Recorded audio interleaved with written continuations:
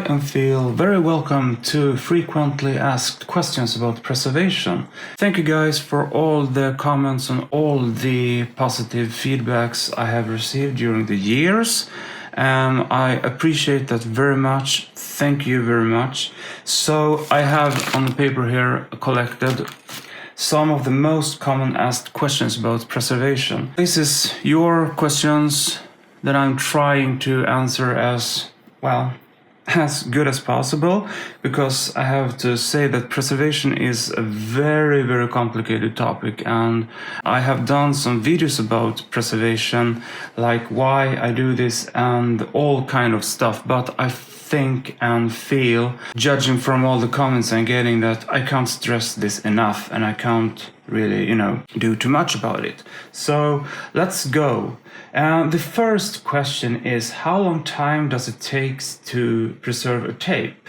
And that is a very damned interesting question itself. But to be fair and square, here we have a bunch of tapes, okay? We're gonna take a look at this.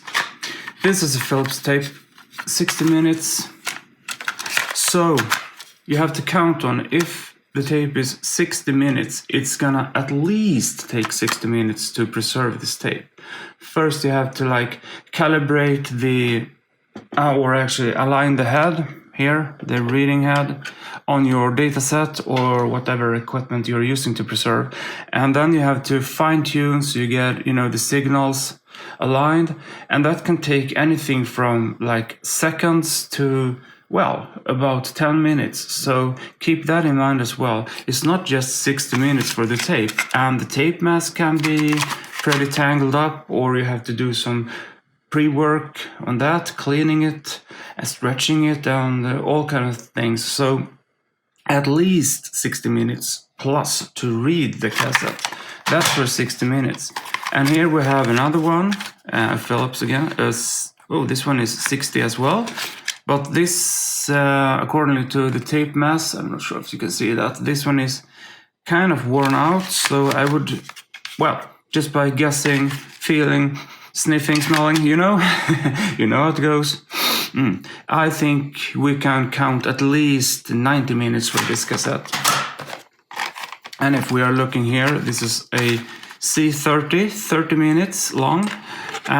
It looks like it's in pretty decent condition. So, at least 60 minutes on this cassette. And I'm not, making things up. This is how it is.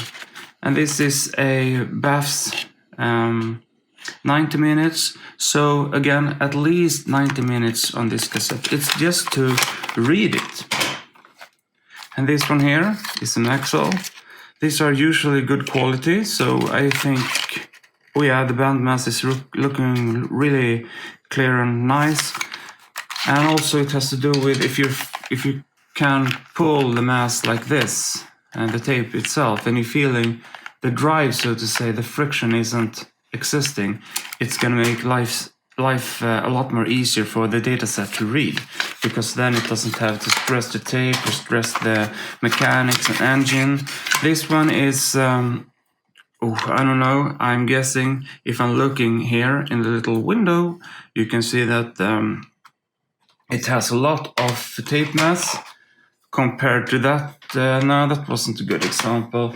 We can take another one here. Compared to that one, this is more. So this is probably one of those 120 minutes cassettes.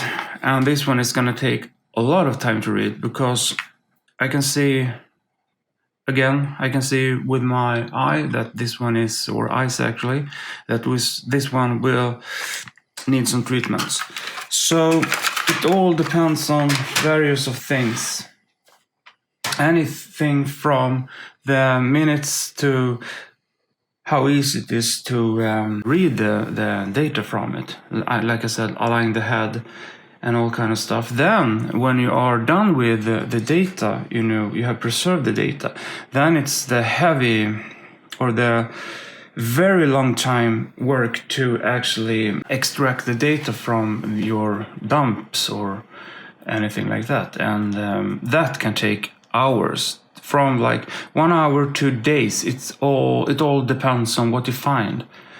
Which brings me to the other question: why do you do this? Isn't all done?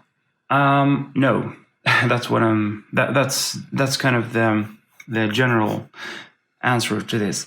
No, it's far from done. Okay, so you're asking yourself, why would you go through 200 tapes to find one specific data that is not relieved or that is not seeing the daylight?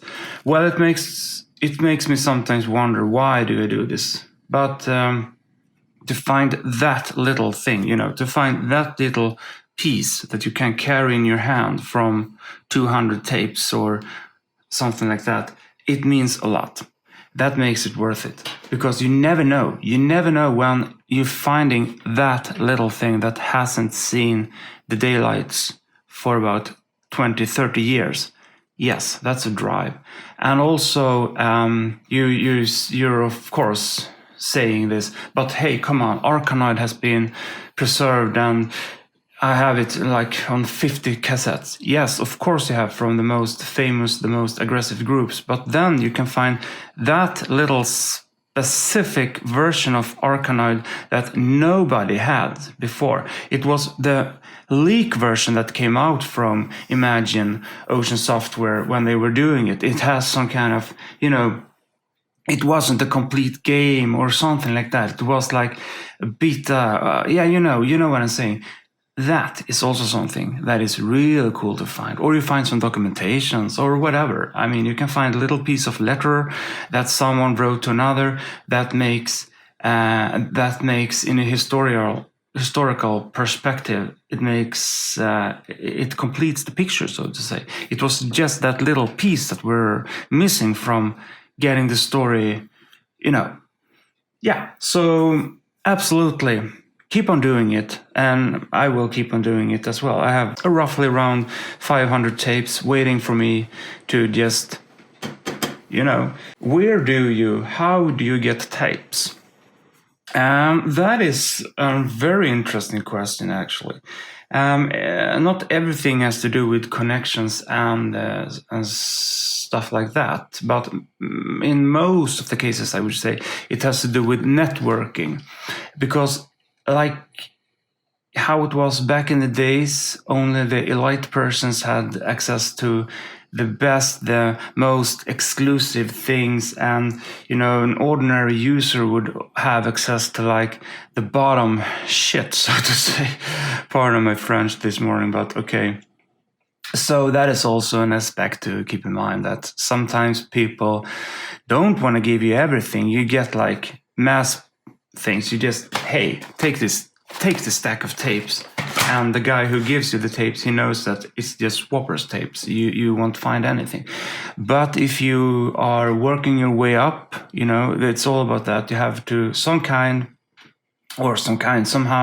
prove yourself a little bit that, hey, I'm not the ordinary guy who preserve for just because I can and I want.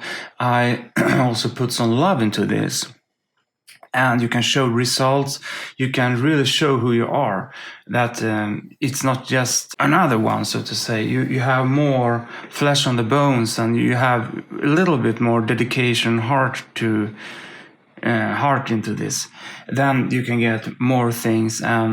People will come to you. They will ask you for your services, so to say. And while I'm at it, we can also talk about the preservers levels. Because first I can show the whole sheet here actually. You can divide the preservation or the preserving, level stages into 3. One, you have the basic beginners, to have this intermediate level, and you also have the advanced level. And you can kind of divide these different stages into lower, upper levels. And you usually do that by having the beginner level is divided into level 1 and 2, and like the semi-advanced level is 3, 4, and that's the lower level, and you have like a sub-level, that is actually, and then you have the upper level 5, 6, and you have the advanced that is going from 7 to 11. All right, what is this all meaning? Well, let me just explain this. The beginning, I can draw it out somehow for you. I think it's better. The beginner, what a beginner is doing, he or she, that guy, whatever, is just, getting tapes, of course, getting some tapes here. That's nice. That's the tapes or the tape. And that guy is just copying the tape really fast, dumping it as fast as possible. Doesn't do too much. Hey, I can preserve 200 tapes for you, fast and easy. The cheapest, the fastest way. Doesn't pay too much attention to details. If there are some errors, who cares? It's just done. It's more like producer. It's quantity. It's just for the quantity. But then you have the beginner who doesn't know the stuff, trying to learn, trying to work his way up from the dirt, so to say. This tape that I'm holding here took me like a week to preserve. Hey, that's fantastic. You put some kind of effort into it. That is really good.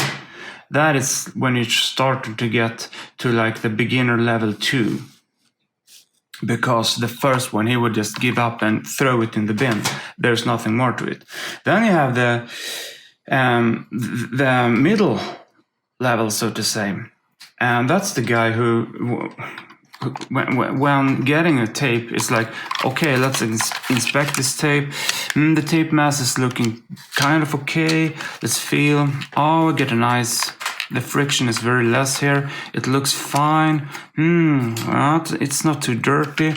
Let's do something. Let's try use my tools to preserve the tape, get it right, put some more effort into it, document some of the things, and, be generous, do everything correctly so you have nice, clean data and so on. And that's reached up to the upper level. Then you come to the advanced preserver, so to say. That those persons are, well, there are a few of them, and they really take it seriously. They just don't focus on the tape. They focus more like on the groups. What are the groups?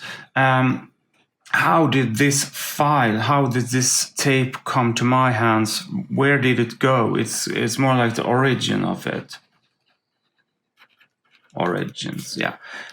And also more like countries and who did who. And it's more like you're putting a lot of documentation into your preservation time, that is, and that can eat up anything from 1 hour to like a month. And that, if we are going back to this tape again, and you see that it's full of fantastic, nice data, and you're just preserving them, you're doing a really supreme dump, so to say, and you have the dump data and you're starting to extract files, and each of the files you are really going into, you're looking at the sys files for groups, signatures, and you're kind of even trying to find out what packer are used. You unpack the program, you're checking different versions, you compare them, and so on. That is something that is not so many are doing it, but some people are. Then we are coming to the data archaeology here, and this is the crazy guys like me. I'm in this region myself, because this is when you're really taking things to a whole different level.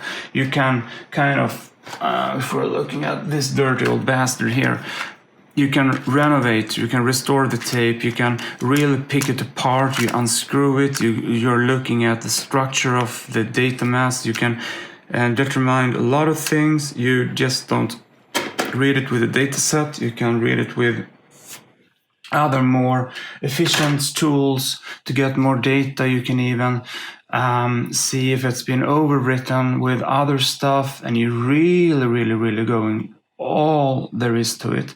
You're not just focusing on the groups, the origins, where it come from, anything. You're trying to trace it back to the source, to that person who once upon a time recorded it on his data set or whatever he did or she did.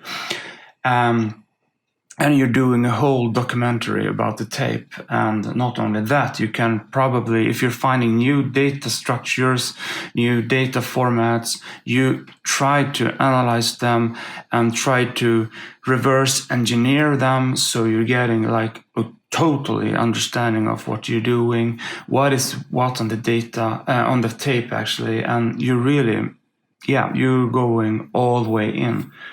And to do that, you have to go through all these different stages. So that is also kind of walking hand in hand, so to say, with the following question: why are you doing this? I just explained it, I think.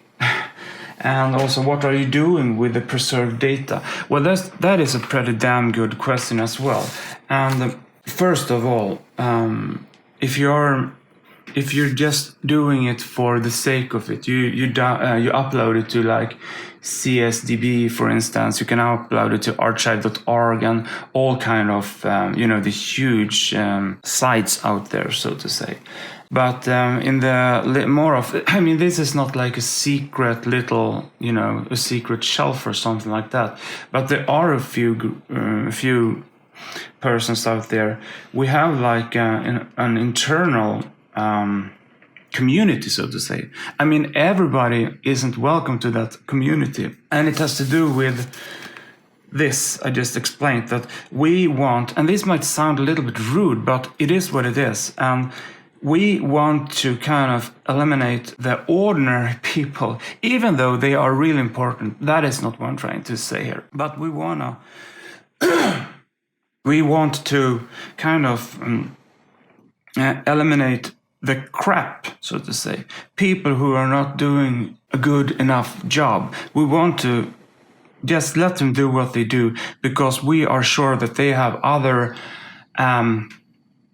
connections they can use to get their stuff and their work spread. It's not what I'm trying to say that we don't like them or something like that. We just want to we have a little bit of standard which we want to live up to, so to say. So before you can be part of our little preservation unit, so to say, mind me saying, internal groups, you have to have a bit of a level, you have to have reached a bit of a, experience and stuff like that, so you can tackle some of the more advanced stuff, even though you have in this little, I just call it PV, you know what that is.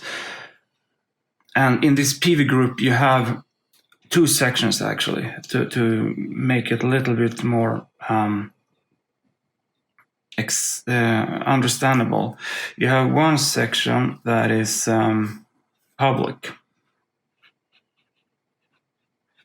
That is one section. This is the public section, and then you have also another one that is called Priv. That's the private section. Okay. The public section, that is kind of, everything you find that is kind of, this is this. There's no sorcery to it, actually. There's no magic. You just let it out. You just preserve it and let it out. You document it as good as you can, and you have some tools for that. Then you have the private part here. That is not meant to be for the public yet, until we have asked like the author who have kind of once upon a time written the data. And why would you do that? I mean, hey, sharing is caring. Yeah, of course it is. But still you have in this little private box, mind me saying, you also have to keep in mind that sometimes, even though the data is like 20, 30 years old, maybe you don't want to have your files leaking out, so to say. Maybe you did some kind of family photo album and you don't want to have that leaking out to the public. Or you have written some sensitive documents that you don't want to have spread out. So this is also something we keep in mind. So we just don't keep, the files because we can, and we're like, you're not gonna get this. You're never gonna reach this level. That's not what it is about. No. It's more like a little control thing. Mind me saying, everything is objective in this case. And it's also to secure the quality of things that we are pushing out. We want to have also very nice quality. We want to have 100% working releases. We want to have as much documentation as possible. And back to what I was talking about here, groups, origins, and map it out. Where did it come from? We will also want to fill up the database with group names, sceners, musicians, coders, graphics, and everything like that. So we also put a lot of careful work into this. So that's about it. What is material preservation? Oh, that's a very, very interesting question, actually. That is maybe more related to the data archaeology here. Because the material that you find can be anything from, a standard PRG file that can be kind of, the standard loaders, the Turbo 250 data, you have all kind of, the standard thing, the CBM data. But also you can have like more undocumented file formats and file structures where you have to put a lot of analysis into that. So that is kind of the material preservation thing. Is there a main purpose of preservation? That's the other question I'm getting asked. Of course it is, and I think that everything I have talked about until now kind of explained that question, right? And do you have any policy? Oh yeah, we have a lot of policies, and I think I have kind of roughly explained them here.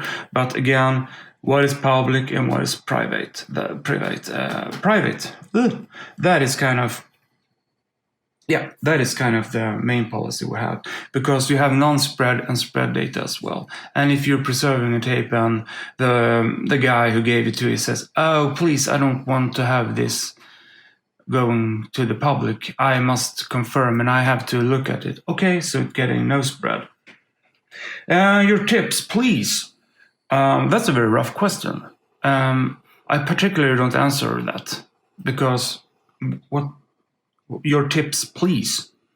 My tips are just use your brain. You can always walk to my SID preservation site, which is sidpreservation.6581.org. There you have a lot of things to read. What are the tools? Well, let me explain a little bit about the tools. There are kind of this, what I'm having here, buzzing in the background. This one is currently connected to a dataset dumper, so to say. So you have a program, the DCN4 is the program that will kind of encode the signals from the tape and store it into a digital format, which you can extract, analyze, and manipulate. And I think, that is an extraordinary good tool to use. And I have made some videos about that, so I won't go on too much about it. But then you also can take these cassettes and put them into your tape deck and sample them. And why would you want to sample them? Well, that is really easy to explain. Oh, hello. It has to do with sometimes when this one just reads a mono. So it means you have one signal, one channel, so to say. But stereo, you have two channels. And if you're sampling, let's try and use what is left of this paper. If you have like a mono signal here, that is the only signal you have. And the reading head on the dataset is, it's set to like so. Here it is. It's reading. Okay? It's reading into all the circuitries in the dataset. So you just have one channel. But most of the times you have recorded into two channels. So this is one example here, okay? And then when you have two channels, and you're reading it with a tape deck, like so. Then you're getting, just to, this is the tape, okay? Yeah, this is the signals. Then you have like 2 channels, one left and one right. And with the program, with the tool, you can then take data from, or signals from, the different channels and combine them into one good channel. Okay, this is a little bit complicated, but let's say that you have pulses on the right channel 2, that is, and they are coming in a very nice order here, okay? But then here something is going on. You're getting a lot of weird stuff going on. But on the left channel, you have the same here, okay? I'm not gonna even bother to draw it, but you have the same here, okay? And here you don't have that little crusty data. Then with the decoder, so to say, it will decode the signal from the right and from the left channel and try to rebuild the broken data. So you get like a complete channel that is looking really nice here. And it will kind of stretch the pulses and, correct things. You can use filter, you can filter out bad signals, you can use the ambience that is recorded on the cassette here to help you to rebuild your data. So that's why you can sample the tapes sometimes, and it will give you better result than to just use a digital dump. So that is digital preservation and analog preservation. But it takes a bit of time to understand this, but no problems. Just go to my site or my YouTube channel. Links are in below there, so you can get a more understanding about that. But I think this wraps it up for now. I have tried to answer the questions as good as possible, and I think if you have any questions or you want to know something more, you want to get more info about this sample technique, you want to have more into our PVs, and you want to know more about the preservers levels, the basic and stuff like that, or you want to refill with more questions, let me know. Drop comments, make something. And if you're really kind, you can always, hit that subscribe button, please, and smash that like button if you are up to that 2020 style, and I will see you in another one. So bye.